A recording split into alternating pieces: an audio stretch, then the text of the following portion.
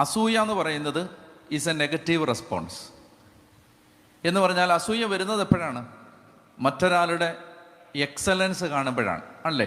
മറ്റൊരാളുടെ പെർഫോമൻസിൻ്റെ എക്സലൻസ് കാണുമ്പോഴാണ് അസൂയ വരുന്നത്. ഒരാൾ നന്നായിട്ട് പാടി, അല്ലേ?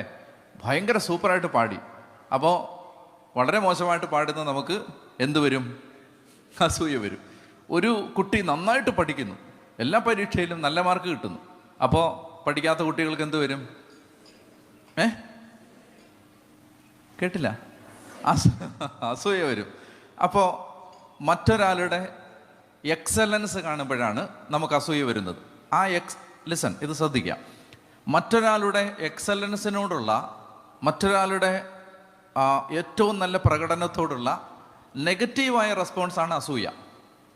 അതിനെ നമ്മൾ മറ്റൊരാളുടെ പെർഫോമൻസ് കാണുമ്പോൾ നമുക്ക് നെഗറ്റീവായിട്ട് തോന്നുന്നതാണ്, നെഗറ്റീവായി നമ്മുടെ അകത്ത് വരുന്ന പ്രതികരണമാണ് അസൂയ. ഇതിനൊരു പോസിറ്റീവ് സൈഡുണ്ട്. എന്താ? ഒരാൾ നന്നായിട്ട് എല്ലാ കാര്യങ്ങളും ചെയ്യുന്നത് കാണുന്നു.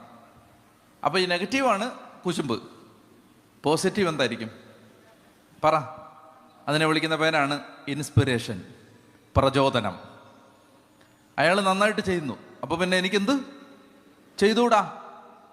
നന്നായി അധ്വാനിക്കാനുള്ള പ്രേരണയായിട്ട് മാറിയാൽ അസൂയ നല്ലതാവും. അപ്പോൾ അസൂയ നല്ലതാവുമ്പോൾ അതിനെ വിളിക്കുന്ന പേരാണ് പ്രചോദനം, ഇൻസ്പിറേഷൻ. അല്ലാതെ അസൂയപ്പെട്ടുകൊണ്ടിരുന്നാൽ അസൂയ അസ്ഥികളെ ഉരുക്കിക്കളയും.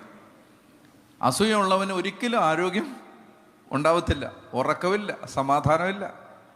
എന്നാൽ മറ്റുള്ളവരുടെ നന്മകളിൽ നമുക്ക് പ്രചോദനം ഉൾക്കൊണ്ടുകൊണ്ട് അധ്വാനിക്കാൻ തയ്യാറായാൽ അവർ വളരുന്നത് പോലെ നമുക്കും വളരാൻ പറ്റും. അപ്പോൾ അതാണ് സാവൂളിൽ നിന്ന്